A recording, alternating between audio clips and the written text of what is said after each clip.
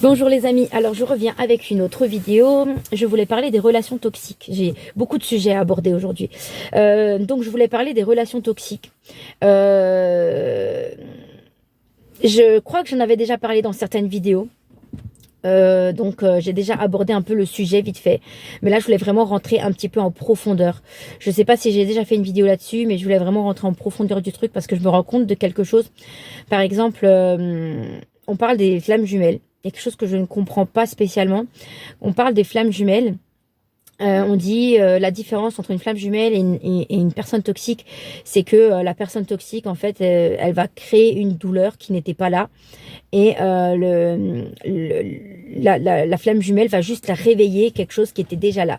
Une blessure qui était déjà là. Alors oui, en théorie, c'est possible. Mais en concret, dans la matière, je trouve que c'est un peu n'importe quoi. Parce que une personne toxique ou une flamme jumelle par exemple, une relation sacrée ou une relation toxique, en fait, ben ça ne change rien parce que finalement même les relations toxiques vont créer des blessures, ok, mais pourquoi elles vont créer des blessures? Parce que l'âme l'a demandé. Donc c'est toujours un contrat d'âme. Ça veut dire que quand vous êtes dans une relation toxique, l'autre, il vous a fait du mal parce que vous l'avez demandé, parce que avant votre incarnation, vous aviez un contrat tous les deux. Moi, j'ai besoin que tu me fasses ça, j'ai besoin que tu me mettes une gifle, parce que en mettant une gifle, je vais comprendre quelque chose. Et puis, toi, tu as besoin de mettre une gifle parce que tu as besoin de comprendre quelque chose. Donc, tous les deux, on a quelque chose à comprendre qui sont inversés et on va se mettre d'accord. Ok, toi, tu me mets une gifle et moi, je reçois la gifle. Et donc, du coup, chacun, on va apprendre le rôle donc du bourreau et de la victime. C'est juste un rôle, c'est juste un jeu de théâtre en fait. C'est vraiment un rôle d'acteur. Il n'y a pas de méchant, il n'y a pas de gentil, c'est vraiment tout aligné. Et voilà, c'est vraiment parfaitement équilibré. Et puis quand dans une vie on va être le bourreau et la victime, dans la vie d'après c'est le contraire. Ça va être le contraire. Ça va être celui-là qui était victime qui va devenir bourreau, puis celui-là qui était bourreau qui va devenir victime, etc.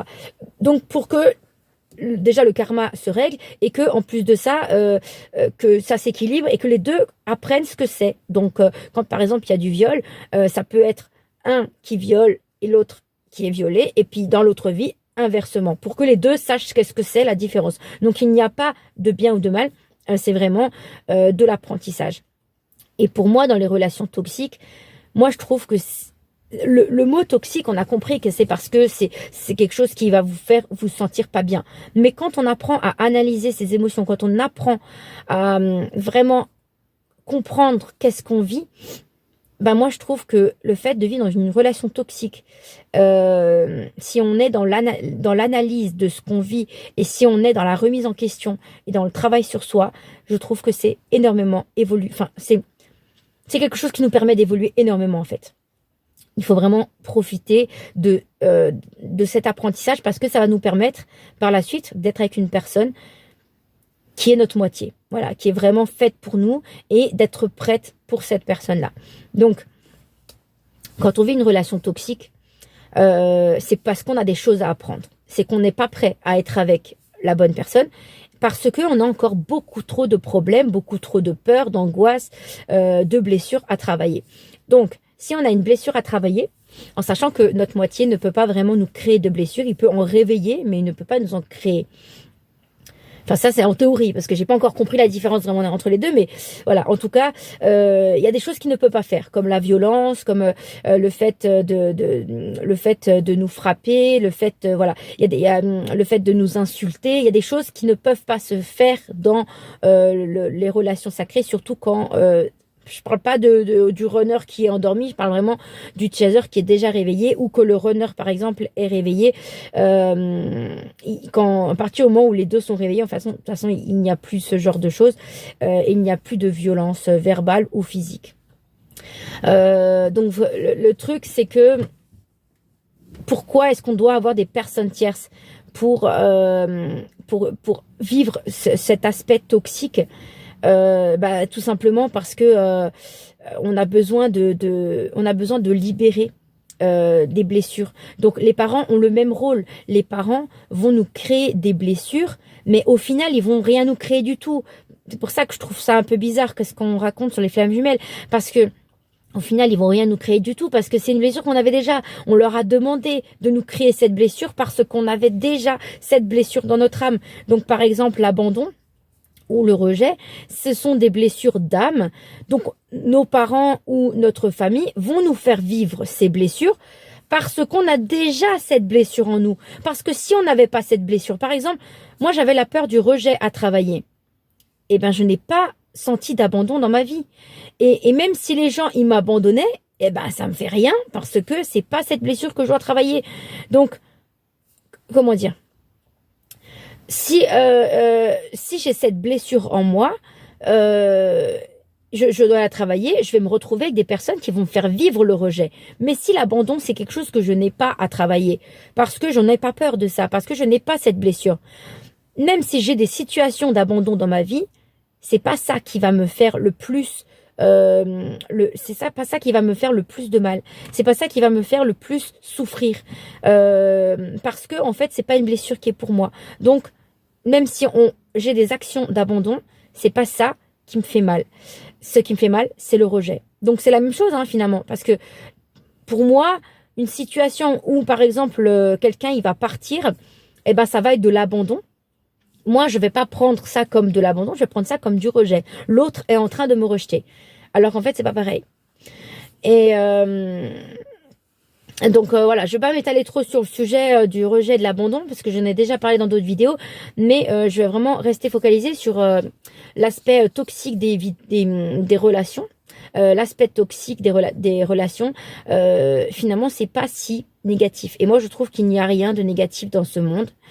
Tout est positif et tout est toujours dans un but, même quand ça fait mal, même quand c'est douloureux, c'est toujours dans un but positif. Parce que quand par exemple une femme elle accouche et qu'elle a mal, c'est quoi derrière? Elle a quoi? Elle a un bébé, elle a un enfant toute sa vie.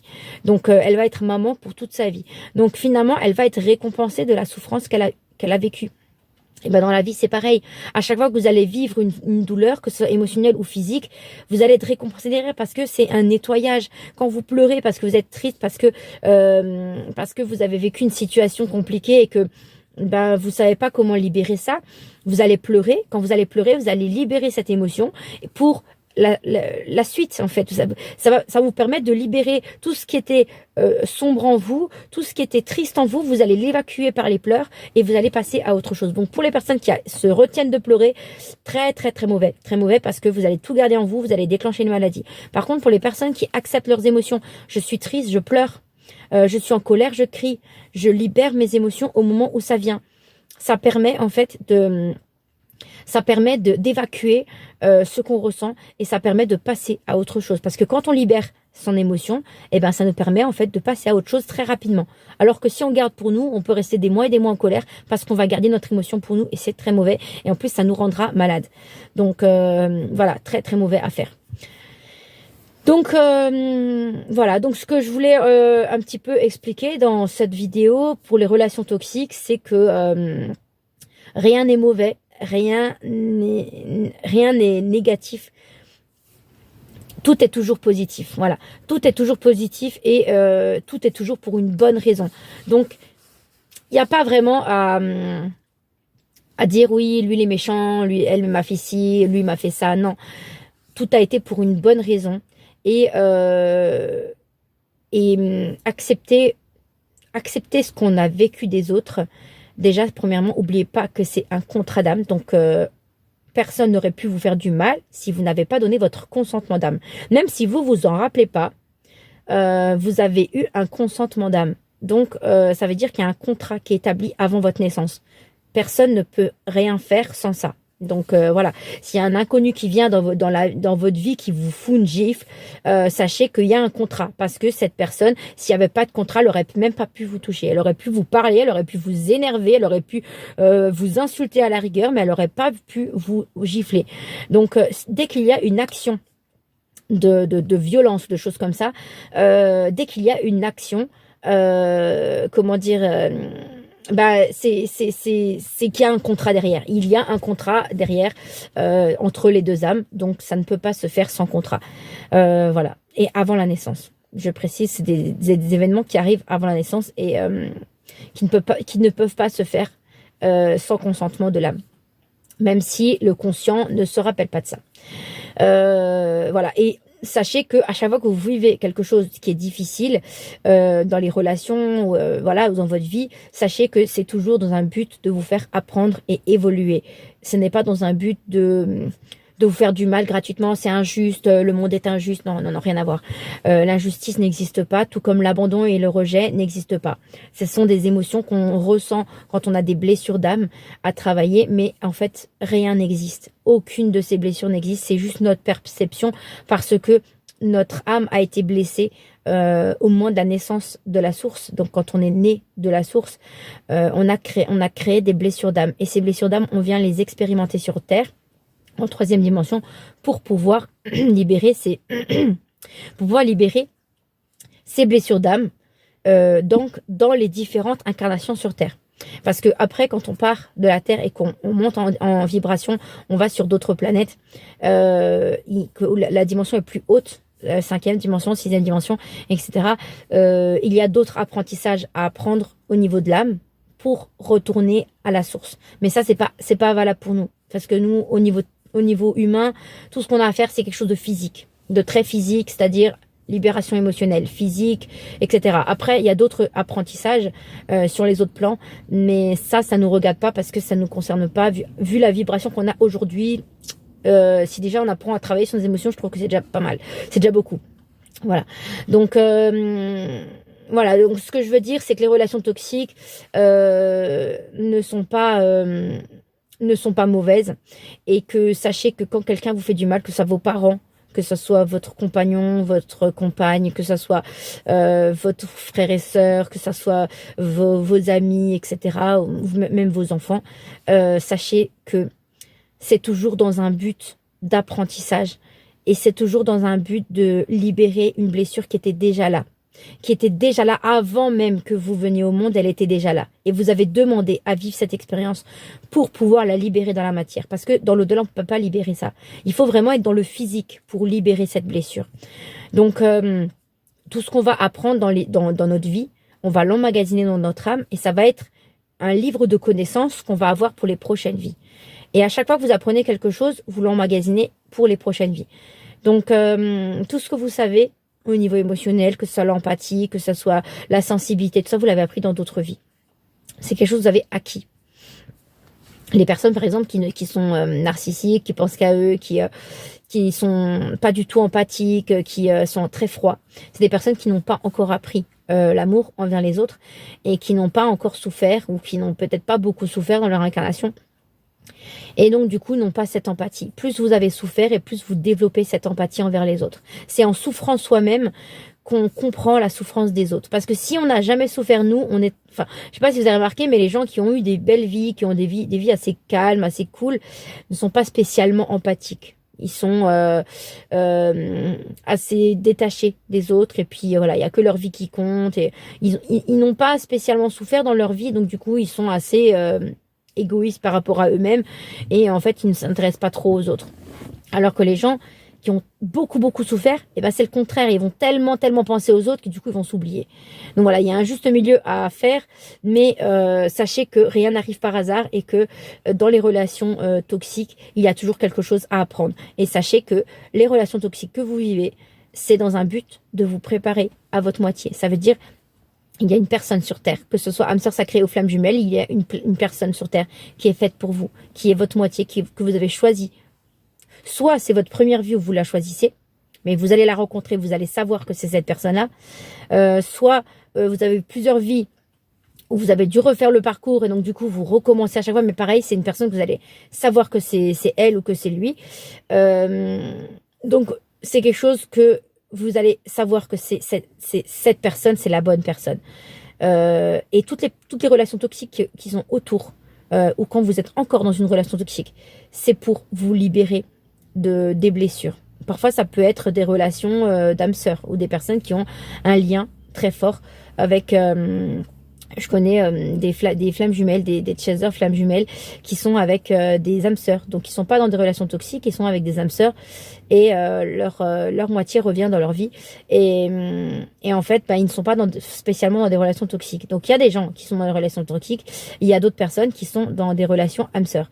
Et sachez que même pour les âmes sœurs, au moment où votre moitié revient dans votre vie, c'est déjà qu'il y a... c'est déjà qu'il y a un certain travail de fait, même si vous vous êtes pas rendu compte qu'il y a il y a un travail qui s'est déjà fait. Du coup, voilà, il y a un travail qui s'est fait au niveau inconscient chez vous. Maintenant, il y a le travail à faire au niveau conscient qui permet de libérer, on va dire, la part. La part consciente maintenant. Maintenant, quand vous êtes avec la personne tierce ou avec votre âme sœur et que vous cherchez à vous libérer, sachez que c'est la part consciente qu'il va falloir travailler. Et surtout quand on est avec des âmes sœurs. Donc quand on a une relation toxique, on peut encore se rendre compte assez facilement que c'est pas sain pour nous et on n'est pas heureux. Mais quand c'est des relations où on est bien avec l'autre et où en gros on doit choisir entre deux amours, c'est pas facile parce qu'on ne sait pas qui choisir et qu'on ne sait pas forcément qu'est-ce qu'on doit travailler vu qu'on est en paix. Alors pour les chasers qui sont avec des âmes sœurs et qui sont bien, qui sont heureux, qui sont épanouis, que l'autre ne leur fait pas de mal émotionnellement, sachez que le travail, ça veut dire que vous avez libéré toutes vos blessures et que vous avez plus spécialement de blessures à travailler. Vous attendez juste que l'autre soit prêt. Voilà, tout simplement, vous êtes en attente que l'autre soit prêt. Là, je fais un clin d'œil à des clientes qui m'ont contacté récemment, qui sont dans ce cas de figure. Donc, là, il y a ceux qui sont avec les âmes sœurs qui n'ont rien à travailler, qui ont tout libéré et que en fait, ben, ils sont juste en train d'attendre. Donc, l'âme sœur est là pour vous faire attendre que l'autre soit prêt, totalement prêt. Par contre, quand le chaser est encore avec une personne toxique, c'est parce que vous avez encore des blessures à travailler que votre moitié ne peut pas vous faire travailler. Ça veut dire que vous devez libérer avec votre personne toxique. Et tant que vous êtes lié à ces personnes, à votre personne tierce, c'est que en fait vous n'êtes pas prêt à être avec votre moitié et que vous n'avez pas libéré. Donc même si l'autre il a travaillé, même si l'autre il est prêt, si vous n'êtes pas prêt, il n'y a pas de réunion. Il n'y a pas de réunion possible. Donc, il faut vraiment pouvoir libérer avec sa personne tierce. Il faut vraiment pouvoir libérer ses émotions. Et ça veut dire qu'il y a encore des blessures à travailler jusqu'à qu'on soit dans son entièreté. Chacun doit être dans son entièreté. Et on ne peut pas être dans son entièreté complète si on a encore des blessures d'âme. Donc, tant qu'il y a des personnes tierces dans vos vies, amis de chaser, c'est qu'il y a des blessures à travailler. Donc, travaillez sur vos blessures si vous voulez retrouver votre moitié et être ensemble et fusionner. Parce que sans ça, c'est pas possible. Il faut vraiment libérer les personnes toxiques. Vous pouvez pas jongler entre les deux. C'est impossible. Ça ne fonctionnera pas de toute façon. Voilà. Donc, tout ce que vous allez gagner, ami chaser, en fait, c'est que votre runner s'éloigne et vous laisse travailler tout seul. Voilà, c'est ça qui risque d'arriver. Prenez le temps de travailler sur vous et de libérer vos émotions, de ressentir pleinement, de vivre en conscience tout ce que vous avez à vivre parce que ça vous permettra de libérer vos émotions. Quand vous vivez quelque chose de négatif, quelque chose qui fait mal, sachez que c'est pour libérer vos émotions, pour libérer pour cicatriser vos blessures. Et c'est dans un but d'une belle vie après. C'est dans un but de retrouvailles, de belle vie et vous êtes avec la bonne personne. Vous pouvez aller après avec la bonne personne et être heureux et ne plus se séparer. Voilà. Donc, c'est important de vraiment toujours se remettre en question et de travailler sur soi parce que c'est là qu'il y a des réponses en fait dans votre vie. Vous allez avoir des réponses à vos questions. Le jour où vous allez travailler sur vous, vous allez libérer vos émotions, vous allez comprendre des choses que avant vous ne compreniez pas parce que vous aviez des lunettes qui vous permettaient de voir la réalité de manière déformée. Et quand vous travaillez sur vous, eh ben les lunettes s'en vont et vous voyez votre vie de manière totalement différente et beaucoup plus belle aussi, surtout. Voilà, bon bah je vais m'arrêter là. Je vous souhaite une bonne journée, à très vite les amis. N'oubliez pas, vous pouvez me contacter dans les descriptifs, il y a mon numéro. N'hésitez pas à me contacter, par SMS plutôt, pas, parce que par appel je réponds pas trop. Je vous souhaite à très vite, bonne journée, au revoir.